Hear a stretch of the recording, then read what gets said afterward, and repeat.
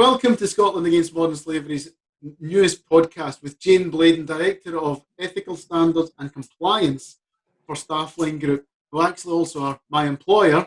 But more importantly, Jane has been with the company for a very, very long time, and human trafficking, modern slavery has been a real passionate interest of Jane, and it ignited mine when I first met her, and what she's done to set the bar and set the standard in the recruitment industry, but also with regards to spotting the signs and the red flags of labour exploitation in the workplace is really, really important. So just to set the scene before I introduce Jane even further is that Staffline are the biggest provider of blue-collar labour in the UK.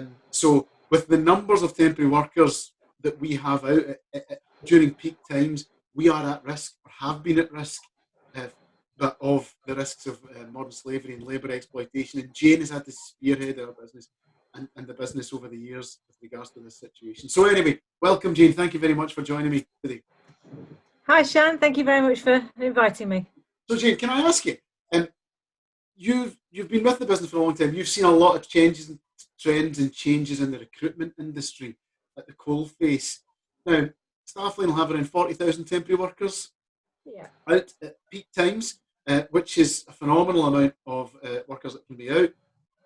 How, with regards to the spotting the signs of labour exploitation, how would you say that things have changed over your time with the company? Because it has been quite a long time, hasn't it? Yeah, absolutely. And during the journey of how to spot the signs for human trafficking and labour exploitation, only in 2012, there was a few businesses that were doing it before then, but that was our first insight following our first case. So a real education and wake-up call that it existed, and that we're a target because we're a business that employ a large amount of migrant workers that can be victims of exploitation. So as soon as you know that, then it's kind of a no-brainer. You then look into what you can do to try and help. And I guess that you learn theoretically from the number of toolkits that are out there. There is some amazing work that trainer providers have created and sent out there. And I absolutely encourage anybody to get onto the Stronger Together initiative and the website, because once you've been and had that first kind of awareness raising on exactly what modern slavery is and human trafficking and how it can impact your business, that gives you your starter for 10. Yeah. And then I guess we learn from cases, Shan. Experience from every single case. We've had a lot of cases ourselves, but then I'm lucky enough to learn from other people's cases and work with our clients and authorities and regulators. And I can honestly say there hasn't been one case where I've not learned one thing, if not, a list of things. You go through the case, and then of course you do a debrief, as you do after every investigation, and look at how you could have done things better, more obstacles to put up, and you learn from the cases. So you've seen it and lived it, I suppose, over the years. And you've been with Staffline now since early 2000s? Yeah, 22 years, yeah. 22 years, wow, 22 years. So you'll have seen it. And I know the story of the business, how quickly it's grown. So it's grown to holding that amount of workers or working with that amount of workers. And you mentioned there about because you're a labour provider, Staffline, or a labour provider, you're at risk because the criminality behind it will look for labour providers that have, or businesses more generally, that have weak processes. And if there's weak, from what I've learned, if there's weak processes, criminality will find it, and they'll introduce workers. They will, continually try and exploit that business unknowingly for the business that's actually partaking in. Is that fair enough to say? Yeah, absolutely. And don't forget that it's not just about weak processes. It's about the volume of workers. Traffickers and exploiters will think that they can hide and they can get into those businesses that use a large volume at peak times, and they think that that we're not spotting the signs, or they think they can get around some of those signs that they understand that we're looking at, but they think they can hide in a massive workforce. So when you've got a large volume of temporary workers mixed in with a large volume of permanent workers, contract workers, chuck those into the mix, and you've got all those different models operating in a business, then the traffickers don't just concentrate on one business and send in 100 workers. They're not that daft. They used to do that at the beginning. they would just concentrate on one business and send a load of workers in. But then they understand that as we've evolved as business, and now we start to look at all the signs in the background of multiple bank accounts being used and multiple sharing of housing standards and all of those signs, they now spread their workers across a number of businesses. So you can have one exploiter or one organised crime gang, but they spread. So they think, well, if I send a few in there and a few in there and that business and that, I've got them spread out. They'll never spot that I'm here. Which is why it's really important that whether you're small, large, have 2 temps or 2 workers, or whether you have large volumes of hundreds coming in every day, that once you've got those processes embedded in your business, and it doesn't matter how many you've got, once you've got the checks in place, you'll spot them, however, whether they've got 2 victims in your supply chain or 100. And that's probably neatly leading on to where I want to go with this, because I think there's many people that are listening or watching that want to do something about this, in the workplace, and that's the key, I think, to understanding about what the problem is. So, can I ask you in a bit more detail if we can talk about what these red flags are? So, if you're in the workplace, in your employer's workplace, in employment, what should you be looking for? What are the signs of somebody who's been exploited for labour? Yeah, so if a business goes through a training course, for instance, like the Stronger Together initiative, then that will give you a toolkit and it will talk to you about common indicators of how to spot modern slavery or human trafficking, labour exploitation, whatever banner you think it's going to come under, how to look out for your workforce and spot it in your workplace. And I used to have 11. We've now gone on to 12. And I can just talk about how we went from 11 to 12 shortly. We have those common indicators of how to spot something is going on in our workforces. And I just badged them red flags a long, long time ago, because to me, the red flags are something that our business can tie in there and link in as a modern slavery labour exploitation sign. So we call them the red flags, and they are what, in our model, we ask our sites, because they're on the coalface, they're with the workers every day, to just keep these red flags in their mind or up on their office wall, wherever they want to, easily accessible, so that they are constantly thinking about, when they interact with those workers, are they making sure that they're thinking about that modern slavery, safeguarding their workforce, making sure they're spotting any signs. And then what we look at is things like quite a common sign for us, Shan, to give you an example. One of our red flags is a third party member sending in a group of workers into a site. So somebody from the outside introducing them into Staffline. It could just be a friend that's helping out. It could be an uncle of 2 or 3 workers that's just helping them find a job. Maybe it's their first time in the UK. So helping them settle, finding them a house, transporting them to work, helping them sign up for a national insurance numbers, and all of the things to help their settlement, so that it makes it easier for them. And then they need a job to survive, so he introduces them to Staffline for the job.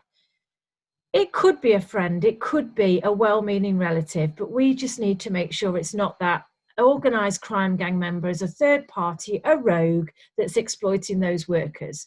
So we'll just do a further investigation and check it out.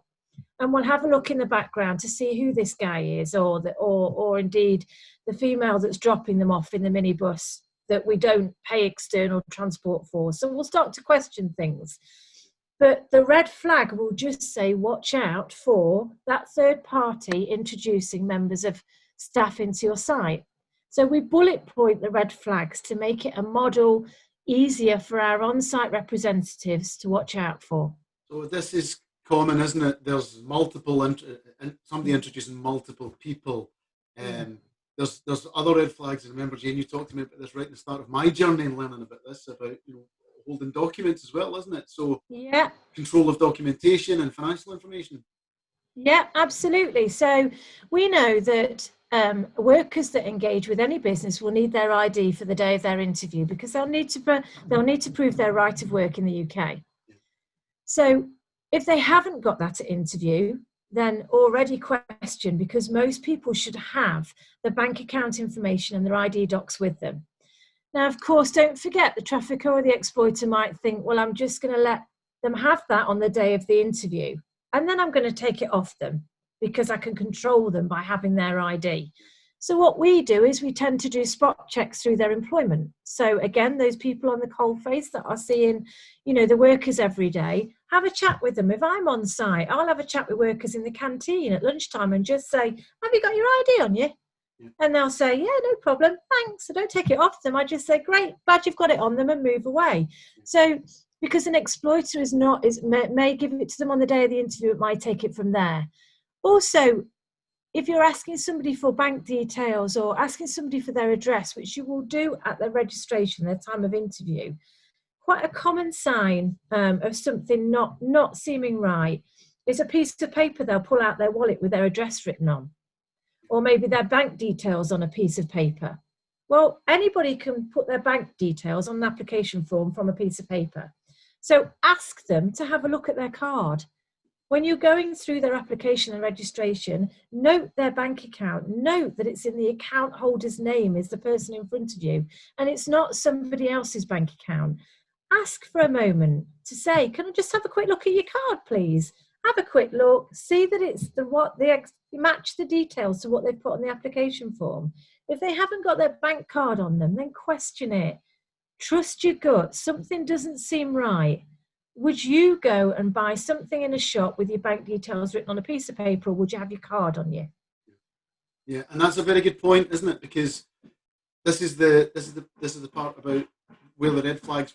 You mentioned this about the red flags, but they can lead to, you need to do a little bit more investigation, and you're fair enough. And it's probably worth saying, don't get into a panic about it, because something on their own isn't indicative of it, but it's when you put them all together and you build up that picture, isn't it? Yeah, absolutely. Look for the whole package, which is that person looking a little bit scared in front of you? There is no reason to be scared coming for an interview. They might be nervous, as you and I would if we had an interview, but have a look at all the signs that are coming in together. They're quite hidden signs. Sometimes you have to really engage with the person in front of you to understand. And don't forget, guys, that they may not be exploited at the time of the interview. Shan, they might start with us absolutely fine and then come under a rogue 3 months into their employment. Yeah. And then in which case you've then got to make sure. So look for the changes in your workforce. Somebody that's naturally bubbly and will engage with you and have a chat with you on the shop floor. What happens if one day you think they're not quite right? Now, yes, they could have had a bad night's sleep or, a row with somebody at home and just feel a little bit, tender that day, but keep your eye on them. Are they like that the next day and the next day? Have a chat with them. Are you all right, mate? You don't seem like your normal self. It's just engaging with people. Natural engagement will get this out in the open. Absolutely right. And that's about knowing the workforce, isn't it? And actually knowing the people. So the people that, whoever is, if you're talking about spotting signs, if you know the workers and you're integrating with them, you're talking to them, you're socialising with them. And we talked about this already in one of the earlier podcasts with Hamza Yusuf, actually, about ethnicity and people of different nationalities. I don't think it's enough just to go, well, that's the way that those Polish people behave or the Romanians behave, or it's actually, we're all in this together, if that makes sense. And you can't just walk the floor and assume that that's just the way they are, because it's not. Yeah, absolutely. And another thing to check, which always sticks in my mind, is check that they're receiving their payslip every week, because quite often exploited victims don't know how much they're earning, or they think they're earning enough when it's not enough because somebody's taken a cut off their wages. So if they're seeing their payslip, now for instance in Staffline we send their payslips electronically to land in their mail inbox on a Wednesday, then they get paid on the Friday via BACS, as our system. So, quite often than not, when you're touching base with your workers, did you get your payslip all right last week? And if somebody's saying, oh, no, I didn't get it, then you want them to know that they're getting the payslip anyway, to make sure they're okay. But also just to double check it's not a sign of exploitation and somebody has switched their email address so that they don't receive their payslip, or just intercepting their normal email address to get all of their mail. Fair enough. That's a very good point. And it's control of information, isn't it? Control of communication and information. some of the simple things that people should look for. Jane, that's fantastic. You've really given an insight to some of the red flags that are out there. There's many more, and Jane has signposted us to Stronger Together, which is a fantastic organisation in actual training and the information on the website about what the red flags are for signs of labour exploitation. One of the things that I've learned, speaking to businesses in Scotland, particularly in food and drink manufacturing, is what we call in Glasgow or in Scotland is the factory or the factory gossip or the clipe. That's the person that's always have something to say about somebody. But actually what I learned is that sometimes these are the people that know what's going on. And yes, sometimes it's gossip, but actually listen to them and they might say, well, that group of guys came in, they got dropped off in that minibus again. What's going on there? They've got their eyes and ears to the ground, and it's this shop floor chit-chat where you'll also, managers, team leaders, might pick up what's going on out in the background there. So, yeah, but absolutely right, taking them all together in a picture, and it gives you a real good vision of what's actually going on in your shop floor. Yeah, and we had a really good example of that happening, Shan. Remember I mentioned that we used to have 11 flags and we now have 12? Yeah. Somebody had once said to us at a site, I'm sure that's not the same person that's coming in every day. And that was just a flippant comment, or I think he says something like, I'm sure that's not the same person, or he's a doppelganger and he looks like it. And it made us think, the site unpeeled the layers, and it turned out that it wasn't the same person that was coming in that had registered with us. And actually 2 or 3 people had come under that ID coming into work. And when we looked into it, we realised that substitution was a huge thing. This was back in 2018. I'd never even heard of substitution before then. And that's when quite often it could be that, this is just one example, a worker goes out in a normal working day in a factory, but then at night time, they're used to go in a buffet restaurant. Or some of the ladies maybe are being used, doubled up and used as sexual exploitation in the evening. So in which case, the next morning when it comes to their factory shift, they're way too tired, understandably. So quickly, the exploiter thinks, well, I need revenue that day, so send somebody else in under that person's ID. So we call it substitution. So after we found out about that, we just popped another red flag into our model, and that's why we now have the 12 flags. And if there's anything else that we learn, we'll just pop in another 13th, 14th, and you keep going.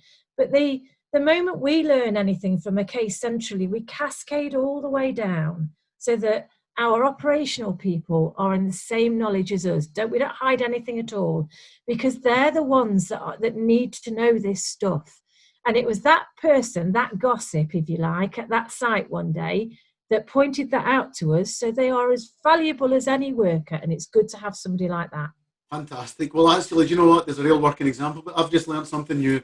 But that it's constantly evolving, Jane, isn't it? Because it's criminality behind it, and criminals are clever people. That's the problem. And these criminal gangs, that can be individuals or gangs, and I spoke to E.S. Phil Capaldi about this, if it's not drugs or gun running, it's human exploitation, because they're always looking for ways to make money out of criminality.